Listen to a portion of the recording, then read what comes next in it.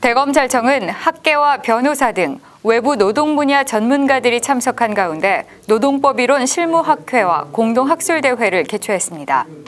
검찰을 바라보는 국민의 시선이 따가운 이 시절, 특히 노동사건 처리에 관하여 많은 문제 제기가 되고 있는 것을 잘 알고 있습니다. 앞으로 검찰은 더 열심히 현장의 목소리를 경청하고 균형 잡힌 수사와 사건 처리를 위해 노력하겠습니다. 이날 노동법 전문가인 김선수 변호사가 기조 강연자로 나섰습니다. 검찰도 이러한 변화를 수용하고 있는 것 같아서 희망적이고 되게 고무적입니다. 한편 대기업들이 무노조 경영과 불법 파견을 일삼는 것은 검찰에도 상당한 책임이 있다고 따끔한 지적도 덧붙였습니다. 검찰이 노동 관련 학회와 함께 공동학술대회를 연 것은 이번이 처음입니다. 부당노동행위, 또 파견, 임금 이런 주제들을 상대로 같이 토론하고 또 발표하고 논의할 수 있는 기회를 가졌다는 점에 대해서 그 자체만으로 큰 의미가 있다고 생각을 합니다.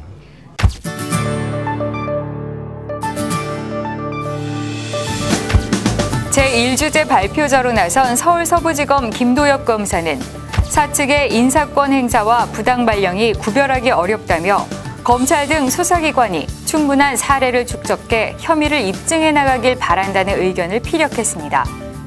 한편 토론자로 나선 언론노조 장영석 노무사는 검찰이 부당 노동 행위를 근절시킬 현실적 방안을 내놓기를 기대한다는 소견을 밝혔습니다.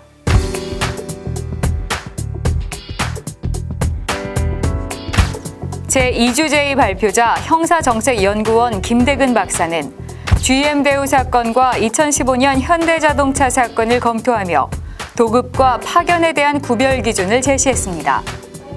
반면 토론자 창원지검 조미경 검사는 발표자의 의견에 동의하면서도 파견과 도급 구별 기준에 대한 불명확성과 법원이 제시한 기준의 모호성을 들며 의문을 제시했습니다.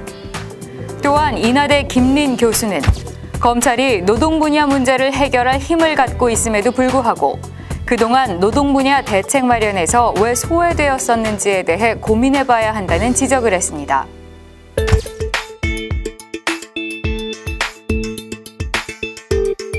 제3주제 발표자로 나선 성신여대 권호성 교수는 임금체불은 사회질서 교란 범죄라면서 체불임금에 대해 처벌 위주가 아닌 예방 위주의 정책으로 전환할 필요성이 있음을 거론했습니다. 한편 울산지검 박상용 검사는 임금체불죄의 보호법익을 피해자의 인격권과 연결해 생각해봐야 한다며 임금체불죄를 민사상 채무관계로 보는 법조계 인식의 한계에 대해 지적했습니다. 또한 정현주 노무사는 노동위원회가 임금체불 구제기관의 기능을 담당하도록 하는 등 입법론을 제안했습니다.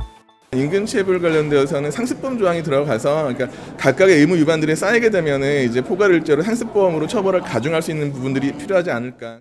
임금체불 삼진아웃제 같은 거를 실시하고 있음에도 아직 좀 법원의 인식 같은 걸 변화시키는 데는 조금 더딘 면이 있는데요. 여러 논의가 되면서 그에 대한 어떤 인식의 변화를 주는 그런 계기가 될 수 있을 것 같아서. 노동사건에 대한 전문성을 키우고 공정하게 사건을 처리하는 데 도움이 된 공동학술대회.